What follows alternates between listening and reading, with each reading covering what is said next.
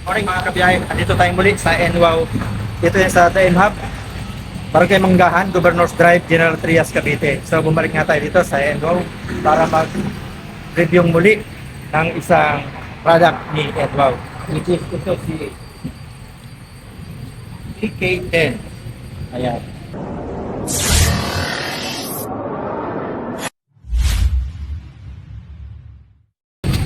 Ito ang gagawin natin ngayong model, si TK10 ng NWOW. So iikot muna namin kayo mga kabiyahe para makita ninyo ang physical appearance. So itong unit na ito mga kabiyahe ay isang electric motorcycle na naman. Maihambing din natin siya bilang electric scooter or motorcycle dahil ito nga po si TK10 ay itsurang motorsiklo na or itsurang scooter. Ito si TK10 ay hindi na rin na iiba sa karaniwang nakikita natin sa lansangan na mga ginagamit dyan, which is ako ngayon ko palang nakita ang TK10 ng NWOW. Pero parang ano na rin siya, yung familiar na rin kumbaga sa lansangan. So ngayon isa-isa natin mga kabiyahe kung anong meron ba. Iunahin na natin mga kabiyahe ang kanyang specs. Ang dimension niya mga kabiyahe ay 1,730 by 720 by 1,230 mm. Yun po yung overall dimensions niya mga kabiyahe, indicated.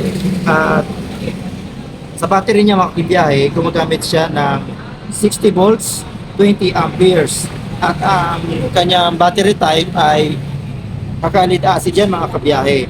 At ang range niya ay nagre-range siya mga kabiyahe ng 70 to 90 km per one full charge ng battery niya mga kabiyahe. At ang speed niyan mga kabiyahe ay medyo mabilis din naman dahil siya ay nagre-range ng 45 to 55 km per hour. At ang power niya mga kabiyahe ay umaabot ng 800. Ayan. So ito nga po si TK10 ay ayan, kulay black, glossy black yan mga kabiyahe. At kakaiba rin yung kanyang design. Ito muna ang kanyang presyo mga kabiyahe. SRP niya ay 38,800. Pero kung kukunin nyo siya mga kabiyahe ng cash, yan po ay magiging 37,000 na lang. So magkakaroon tayo dyan ng discount ng 1,800. At nagbibigay din dito ng installment mga kabiyahe. Dumidepende yan mga kabiyahe sa down payment kung anong availability ninyo sa down payment. Ang choices natin dito ay start ng 10,000, 15,000 at 20,000. So sa 10,000 mga kabiyahe, kung 10,000 ang ida-down nyo, magmamonthly kayo dito ng 5,500 pesos para sa kanyang 6 months. At sa 12 months naman, 3,050 pesos. At sa 18 months naman, 2,250 pesos. Yun lang po yung magiging monthly ninyo kung 10,000 ang inyong napiling down payment. At sa 15,000 naman mga kabiyahe ay magmamonthly kayo sa 6 months ng 4,600 pesos. At sa 12 months naman ay 2,550 pesos. At sa 18 months naman ay mas mababa na dahil 1,850 pesos na lang para po yan sa down payment na 15,000. Pero mga kabiyahe, kung tataasan nyo yung inyong down payment, let's say 20,000 or 25, mas maliit dahil sa 20,000 pa nga lang mga kabiyahe ay magmamonthly na lang kayo sa loob ng 6 months ng 3,650. At doon naman sa 12 months, magmamonthly na lang kayo ng 2,000. At sa 18 months, magmamonthly na lang kayo dyan ng 1,450. So yun po yung down payment natin para sa 20,000. So kung magda-down nga po tayo ng 25,000 or let's say 30,000, siguro mga 1,000 na lang ang monthly nito. Meron na po kayong pang-service na hindi na kailangan ng license or gasolina. Alam naman natin na patas ng patas ang gasolina. Kung tayo naman po ay sa loob lamang ng subdivision, hindi na natin kailangan kumuha ng lisensya dahil ito nga po ay 20 amperes lang po ito. So ang kinukunan po ng license ayon po sa LTO ay 35 pataas. amperes, 35 amperes pataas. So yung 35 pababa, let's say 30 pababa, gaya nga po nitong si K10 ay 20 amperes lang naman. So hindi po siya kailangan lisensya. Pero i-consider din po natin mga kabiyahe na ito po, na unit na ito ay wag din natin gagamitin sa mga major road o sa mga national highway. So yun mga kabiyahe, umpisa na natin. Dito mga kabiyahe, mayroon siya ditong napaka-cute na parang hexagon na visor. Ayan. So, kinukuberan niya mga kabiyahe yung kanyang instrument panel. Mamaya makikita natin yung instrument panel niya na napaka-cute din. At kung mapapansin niyo mga kabiyahe, na natutuwa ako dito sa kanyang headlight. Ayan, rounded siya na napaka parang nung bata pa ako, may mga nakikita akong ganitong style na motorsiklo o scooter. Ngayon parang bumabalik siya, na ano ko lang, na kikita ko lang yung nung panahon na ngayon nakikita ko ulit, kaya natutuwa ako mga kabiyahe. Ang ginagamit nga pala nitong ilaw sa kanyang headlight ay naka-LED yan. At dito naman sa baba may maliit siyang bulb type na ilaw. At ito rin sa kanyang mga turn signal, rounded din po yan. At ang cover ay orange, which is yan naman talaga ang approved kay LTO. Hindi po pwede yung puti or pula. Kailangan lagi tayo nakakulay orange. At dinamitan din po yan ng bulb type. Dito mga kabiyahe, sa kanyang fender sa unahan, ayan, bulky sobra. Parang takot na takot madumihan eh. Ayan, oh. At dito, meron tayo dito sticker na yung unit name niya na TK10. Dito sa kanyang preno, ginamitan din siya ng disc brake. At naka single piston caliper yan.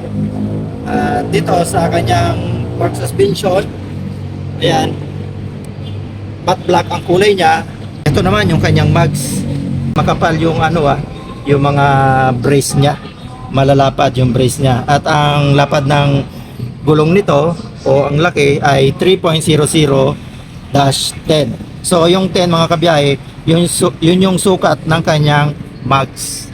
Dito naman sa kanyang fairings, ang makikita natin dito ay ang NWOW The Future. Ayan. Meron siya dito ang sticker na NWOW The Future. At pagdating dito sa baba, meron ulit dito naka-sticker na NWOW na may black at red, white. Ayan. Dito, maganda yung kanyang mga kabiyaya, footboard niya. Oh. Tapos ito, goma to. Ayan, matte. May sarili na siyang matte. Ito yung original. Ayan. Medyo may pagka-rubberized din siya, pero ito, as in, goma talaga. Tapos dito mga kabiyahe, kung mapapansin ninyo, ang mga ganitong e-bike o electric motorcycle, meron mga ganito. Pag tinanggal nyo ito mga kabiyahe, na andito yung kanyang chassis number. Dito naman sa may bandang ilalim, mapapansin natin, ito na yung pinakang motor. Ito yung pinakang motor niya mga kabiyahe, which is galing talaga yan kay NWOW. Pero yung ibang mga electric motorcycle o electric bike, iba yung company na nagbebenta, iba rin yung company na kinukuha nila ng motor. Pero si NWOW pala mga kabiyahe, halos lahat talaga ng nakabuo sa kanya o lahat ng piyesa niya ay NWOW made. Ayan, galing talaga kay NWOW. So dito, meron tayo ditong dual suspension na spring yan mga kabiyahe, dalawa yan, kabilaan. Ito rin naman yung ating foot peg ng ating pillion. Pinipindot lang ito mga kabiyahe. Ayun. Pag pinindot mo ito, lalabas na siya. So ibabalik mo lang, soft lang naman. Ayun, nakabalik na. At meron din tayo ditong makapal na center stand. At may makapal din tayo ditong side stand. Ayan. Yan naman yung kanyang appearance dito sa likuran, na may pagka Scoopy ng Honda or yung Vespa. Ayan. Yun yung mga nakita kong itsura dito sa isa na to. Yung signal light niya sa likuran, rounded din yan. At ginamitan ng bulb type na ilaw.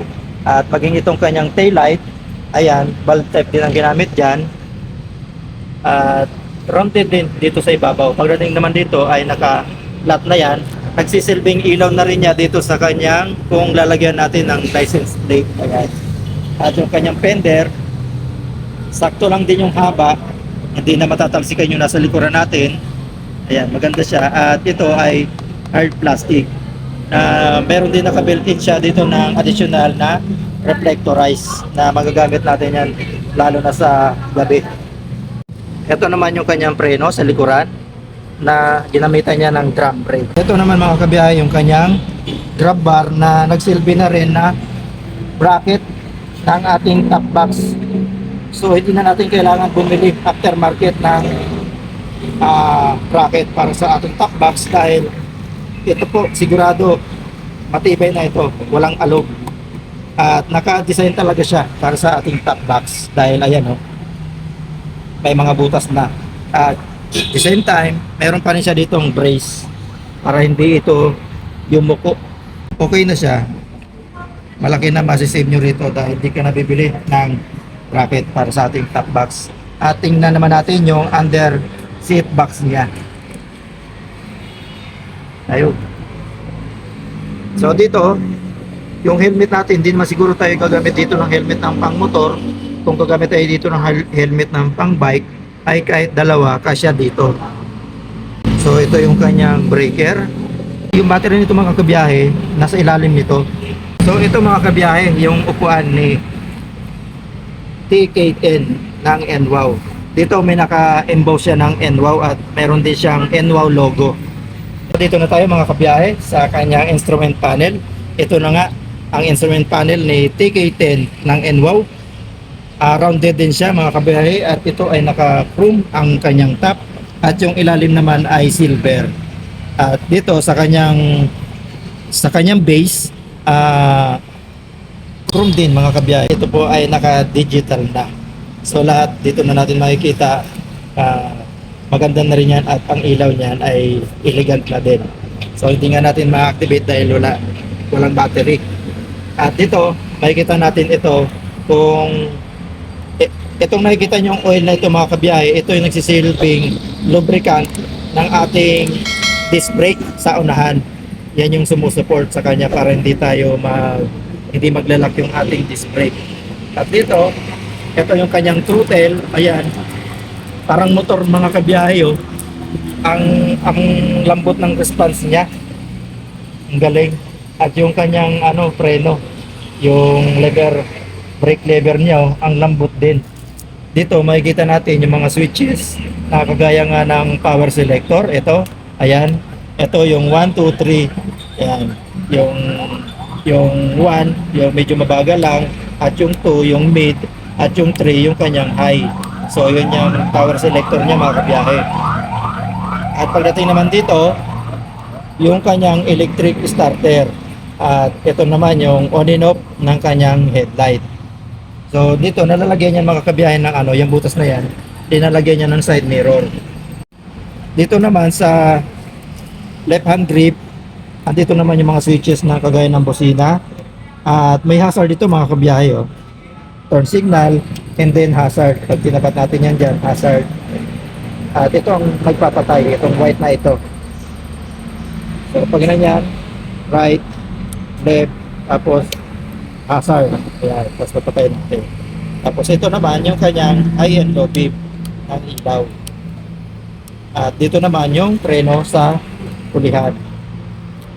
At dito na nga tayo sa kanyang susi mga kabiyahe. Meron itong susi na dalawa. Ayan.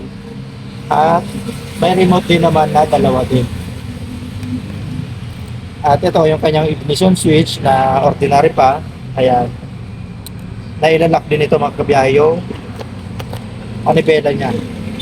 Meron din tayong hook dito na sabitan ng kahit yung ating helmet o ating pinamili o bag. Yan, pwede yan dyan isabit.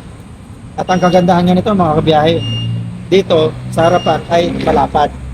Kahit magpatayo ka dito ng isang sakong bigas ay kayang-kaya niya. So yun mga kabiyahe, pumunta nga tayo dito sa NWOW outlet dahil sa mga comment ng ating mga kabiyahe na ipakita daw natin ang battery ni Hero Plus at yung kanyang storage. So, sad to say lang mga kabiyahe na hindi ko may papakita dahil wala po tayong unit dito. So, ito lang na ang ating ipapakita ngayon, si TK10 ng Enwow. So kung nagustuhan nyo mga kabiyahe itong unit, pumunta lang kayo dito sa Enwow Naimang Building, Barangay Manggahan, Governor's Drive, General Trias, Cavite. At maraming salamat po sa buong staff ng Enwow General Trias. Dito nga po yan sa Naimang Building, Barangay Manggahan, Governor's Drive, General Trias, Cavite. Maraming salamat po at shout out sa lahat, lalo na po sa iyo na nanonood nito. At shoutout din po sa bago nating friend at new subscriber na si Edward Cedino ng Santiago, General Trias, Cavite. At maraming salamat din po sa lahat ng batang kilig sa channel ni Biyahe ni Frank. Hanggang sa muli kita-kits Biyahe ni Frank. God bless.